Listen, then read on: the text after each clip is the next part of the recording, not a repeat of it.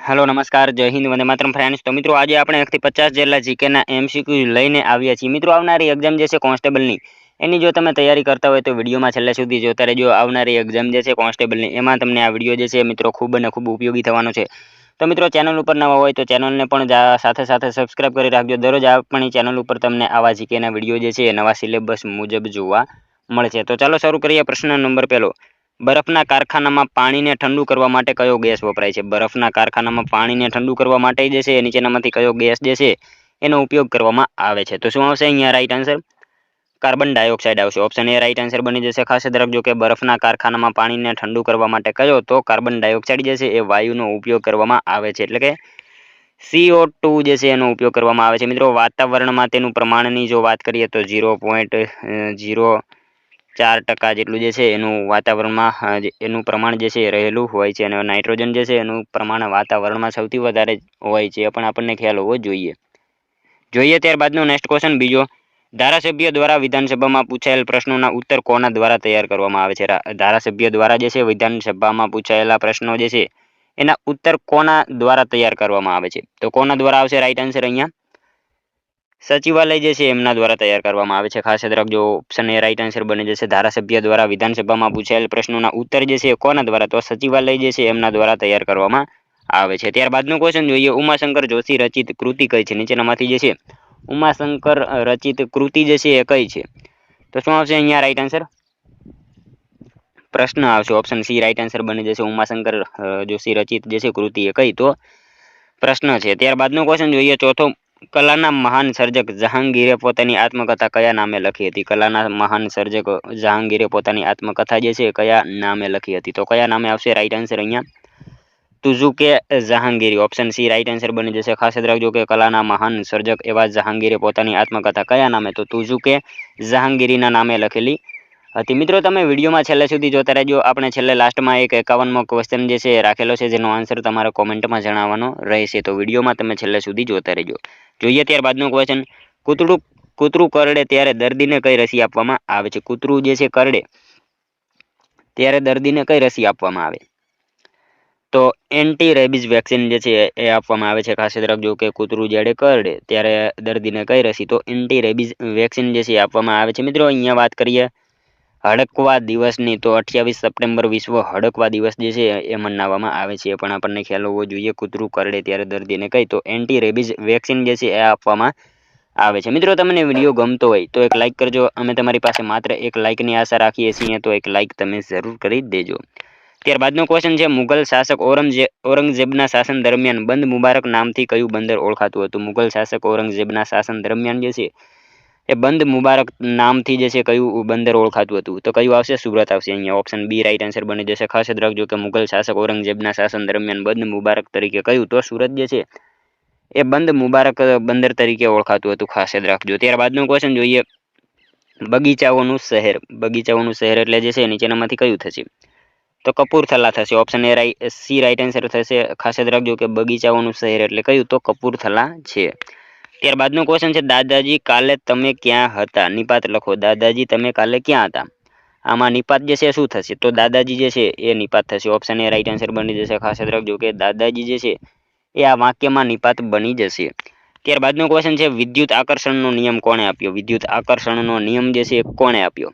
તો કુલંબ જે છે। ઓપ્શન બી રાઈટ આન્સર બની જશે। ખાસ યાદ રાખજો કે વિદ્યુત આકર્ષણનો નિયમ જે છે કોણે તો કુલંબે આપ્યો હતો। મિત્રો લો ઓફ લોટસનનો નિયમ આર્કિમિડીઝે આપ્યો હતો, એ પણ આપણને ખ્યાલ હોવો જોઈએ। લો ઓફ લોટસનનો નિયમ જે છે આર્કિમિડીઝે આપ્યો હતો। નાનો એવો પથ્થર પાણીમાં ડૂબી જાય છે અને મોટું એવું સ્ટીમ્બર તરે છે, એવો નિયમ જે છે કોણે તો આર્કિમિડીઝે આપ્યો હતો, એ પણ આપણને ખ્યાલ હોવો જોઈએ સાથે સાથે।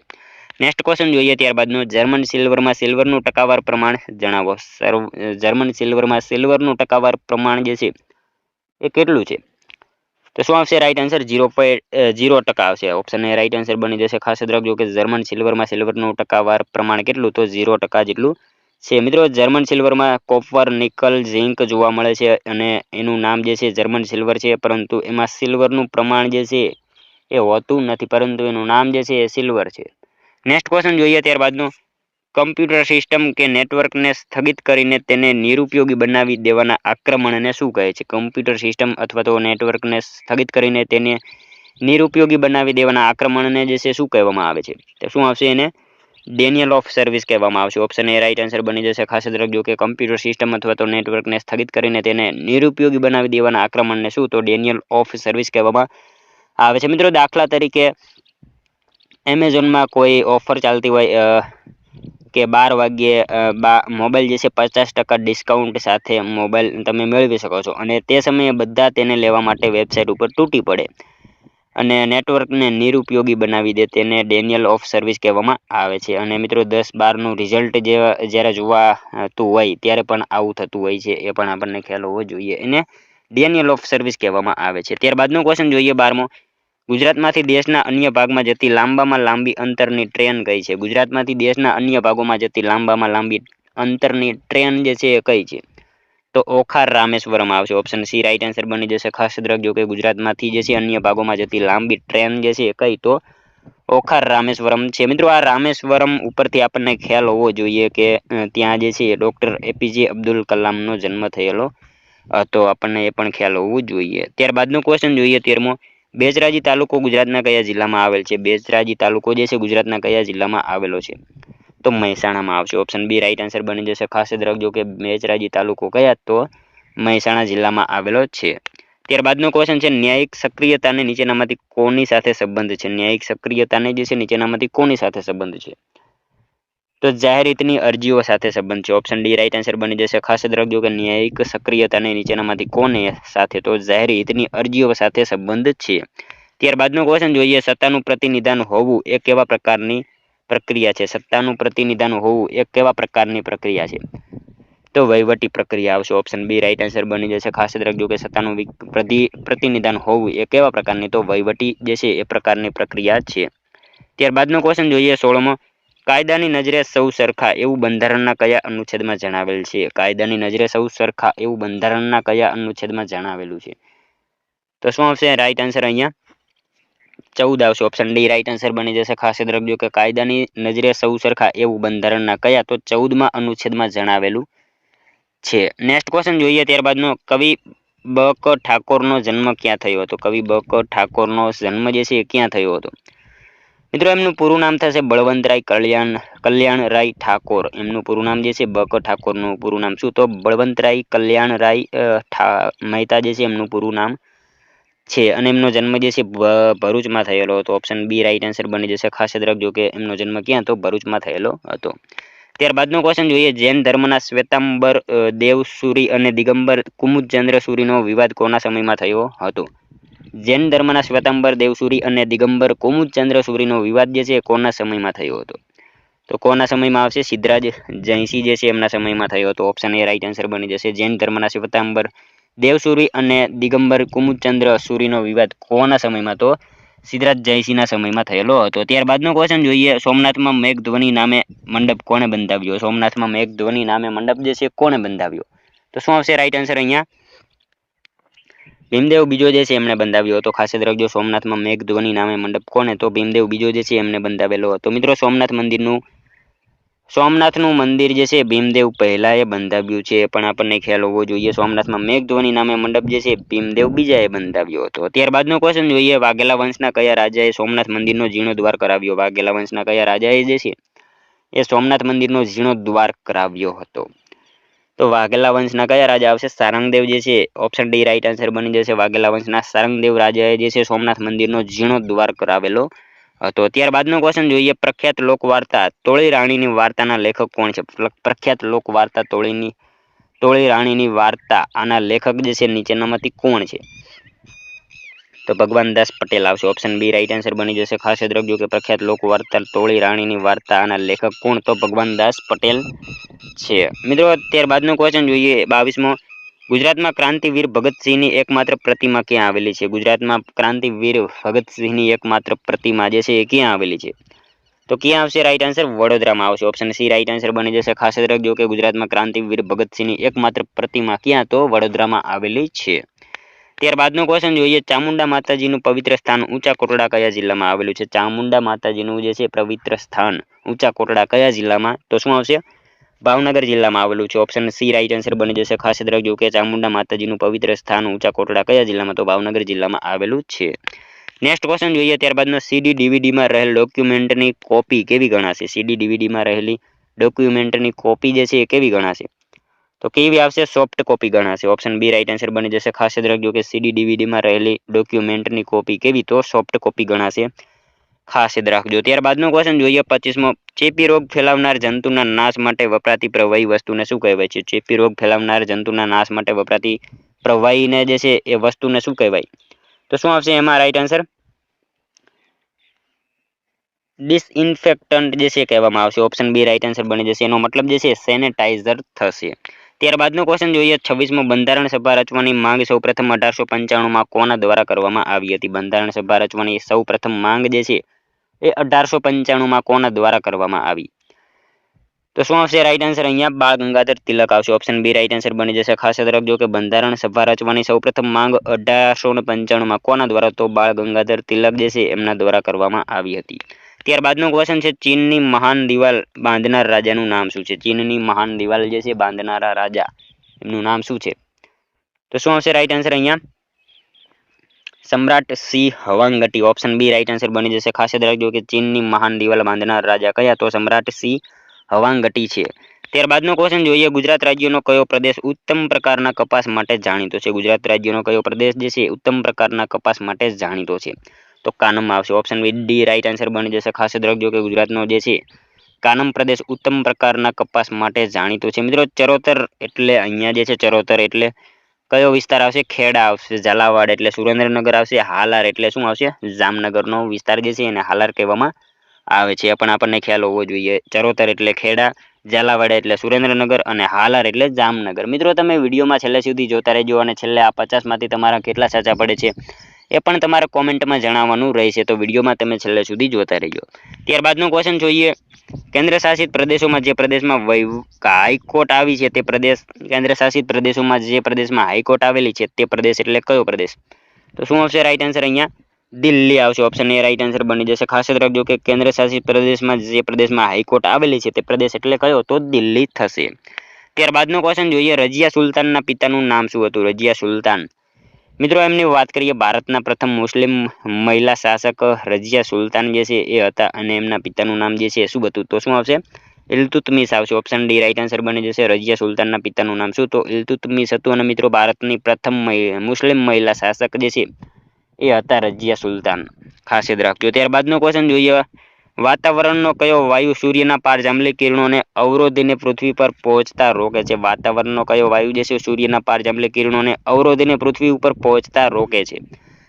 તો કયો આવશે આમાં રાઈટ આન્સર? ઓઝોન આવશે. આપણે સૌ જાણીએ છીએ કે ઓઝોન જે છે એનું પડ આવેલું છે સૂર્યના પારજાંબલી કિરણોને એ રોકે છે. ઓપ્શન સી રાઈટ આન્સર અહીંયા બની જશે. મિત્રો ઓઝોન ઉપરથી ખ્યાલ હોવો જોઈએ. 16 સપ્ટેમ્બર વિશ્વ ઓઝોન દિવસ તરીકે મનાવવામાં આવે છે. ત્યારબાદનો ક્વેશ્ચન જોઈએ 32મો. વિજયાલક્ષ્મી પંડિત એ જવાહરલાલ નહેરુને સંબંધે શું થતા હતા? વિજયાલક્ષ્મી પંડિત જે છે એ જવાહરલાલ નહેરુને સંબંધે શું થતા હતા? તો બહેન થતા હતા. ઓપ્શન એ રાઈટ આન્સર બની જશે. ખાસ યાદ રાખીશું. ત્યારબાદનો ક્વેશ્ચન જોઈએ 33મો. અચેતન મનનો સિદ્ધાંત કોણે આપ્યો હતો? અચેતન મનનો સિદ્ધાંત જે છે કોણે આપ્યો? તો કોણે આપશે આમાં રાઈટ આન્સર?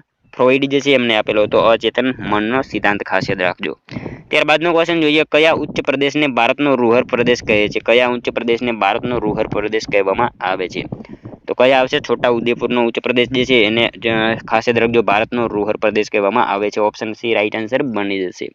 નેક્સ્ટ ક્વેશ્ચન જોઈએ ત્યારબાદનો મનોવિજ્ઞાન માટે સૌપ્રથમ સાયકોલોજી શબ્દનો ઉપયોગ કરનાર કોણ હતા? મનોવિજ્ઞાન માટે સૌપ્રથમ સાયકોલોજી શબ્દનો ઉપયોગ કરનાર જે છે નીચેનામાંથી કોણ હતા? તો કોણ આવશે રાઈટ આન્સર અહીંયા? રુડોલ્ફ હતા. ઓપ્શન બી રાઈટ આન્સર બની જશે. ખાસ યાદ રાખજો કે મનોવિજ્ઞાન માટે સૌપ્રથમ સાયકોલોજી શબ્દનો ઉપયોગ કરનાર કોણ? તો રુડોલ્ફ જે છે એ હતા. ત્યારબાદનો ક્વેશ્ચન છે ચાર ધામોમાં કયા ધામનો સમાવેશ થતો નથી? ચાર ધામોમાં જે છે નીચેનામાંથી કયા ધામનો સમાવેશ થતો નથી? તો મિત્રો અહીંયા આપેલા ઓપ્શન જે છે એમાંથી અયોધ્યાનો સમાવેશ થશે નહીં ચાર ધામોમાં. ખાસ યાદ રાખીશું. ત્યારબાદનો ક્વેશ્ચન જોઈએ પ્રથમ જૈન ધર્મ સભાના અધ્યક્ષ. પ્રથમ જૈન ધર્મ સભાના અધ્યક્ષ જે છે નીચેનામાંથી કોણ હતા? તો કોણ આવશે રાઈટ આન્સર? સ્થુલીભદ્ર જે છે. ઓપ્શન એ રાઈટ આન્સર બની જશે. પ્રથમ જૈન ધર્મ સભાના અધ્યક્ષ જે છે કોણ? તો સ્થુલીભદ્ર હતા. ત્યારબાદનો ક્વેશ્ચન જોઈએ ચાન્હોડો હડપ્યન સ્થળ કયા દેશમાં આવેલું છે? ચાન્હોડો હડપ્યન સ્થળ જે છે એ કયા દેશમાં આવેલું છે? તો પાકિસ્તાનમાં આવેલું છે. ખાસ યાદ રાખજો ચાન્હોડો હડપ્યન સ્થળ એ કયા? તો પાકિસ્તાનમાં આવેલું છે. ત્યારબાદનો ક્વેશ્ચન જોઈએ, મુચકટિકમ નાટકની રચના કોના દ્વારા થઈ હતી? મુચકટિકમ નાટકની રચના જે છે કોના દ્વારા થઈ હતી? તો શું આવશે રાઈટ આન્સર અહીંયા? શુદ્રક જે છે એમના દ્વારા થઈ હતી. ખાસ યાદ રાખજો, મુચકટિકમ નાટકની રચના કોના દ્વારા? તો શુદ્રક જે છે એમના દ્વારા થયેલી હતી. મિત્રો, મુચકટિકમનો મતલબ થાય છે માટીના ડીંગલી સાથે જોડાયેલી ઘટના. મુચકટિકમનો મતલબ શું? તો માટીની ડીંગલી સાથે જોડાયેલી ઘટના, એને મુચકટિકમ કહેવામાં આવે છે. અને મુચકટિકમ આખું 10 ભાગમાં છે, પણ આપણને સાથે સાથે ખ્યાલ હોવો જોઈએ. ત્યારબાદનો ક્વેશ્ચન જોઈએ, કયા મેળાને પૂર્વના 5 મહાકુંભ તરીકે ઓળખવામાં આવે છે? કયા મેળાને પૂર્વના 5 મહાકુંભ તરીકે ઓળખવામાં આવે છે? તો કયા મેળાને આવશે રાઈટ આન્સર અહીંયા?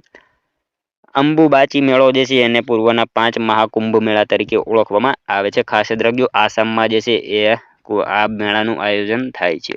ત્યારબાદનો ક્વેશ્ચન જોઈએ, 41મો, નાટ્યશાસ્ત્ર ગ્રંથની રચના કોના દ્વારા થઈ હતી? નાટ્યશાસ્ત્ર ગ્રંથની રચના જે છે એ કોના દ્વારા થઈ હતી? તો ભરતમુનિના જે છે એમના દ્વારા થઈ હતી. ખાસ યાદ રાખજો, નાટ્યશાસ્ત્ર ગ્રંથની રચના કોના દ્વારા? તો ભરતમુનિ જે છે એમના દ્વારા જે છે એ થયેલી હતી. ત્યારબાદનો ક્વેશ્ચન જોઈએ, લદ્દાખમાં કયું વિશિષ્ટ પ્રાણી જોવા મળે છે? લદ્દાખમાં જે છે એ કયું એક વિશિષ્ટ પ્રાણી જે છે એ જોવા મળે છે? તો યાક આવશે. ઓપ્શન એ રાઈટ આન્સર બની જશે. ખાસ યાદ રાખજો કે લદ્દાખમાં કયું? તો યાક જે છે એ વિશિષ્ટ પ્રાણી જોવા મળે છે.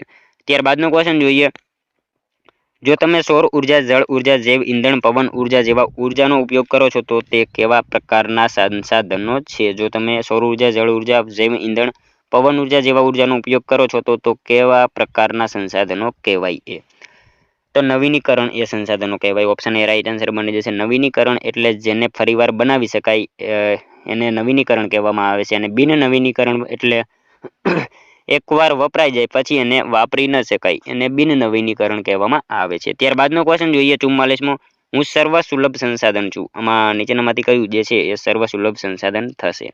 તો ઓક્સિજન થશે. ઓપ્શન બી રાઈટ આન્સર બની જશે. ઓક્સિજન જે છે એ સર્વ સુલભ સંસાધન થશે. આસાનીથી મળી જાય એને સર્વ સુલભ જે છે સંસાધન કહેવામાં આવે છે. ત્યારબાદનો ક્વેશ્ચન જોઈએ, જીએસઆરટીસી નું પૂરું નામ જણાવો. જીએસઆરટીસી નું પૂરું નામ જે છે શું થશે? તો Gujarat state road transport corporation. Option A right answer બની જશે. જીએસઆરટીસી નું પૂરું નામ શું? તો ગુજરાત સ્ટેટ રોડ ટ્રાન્સપોર્ટ કોર્પોરેશનનું પૂરું નામ થશે. ખાસ યાદ રાખજો. ત્યારબાદનો ક્વેશ્ચન જોઈએ, સરખેજ ગાંધીનગર ચિલોડા હાઈવેનો નવો નંબર જણાવો. સરખેજ ગાંધીનગર અને ચિલોડા હાઈવેનો નવો નંબર જે છે એ કયો છે?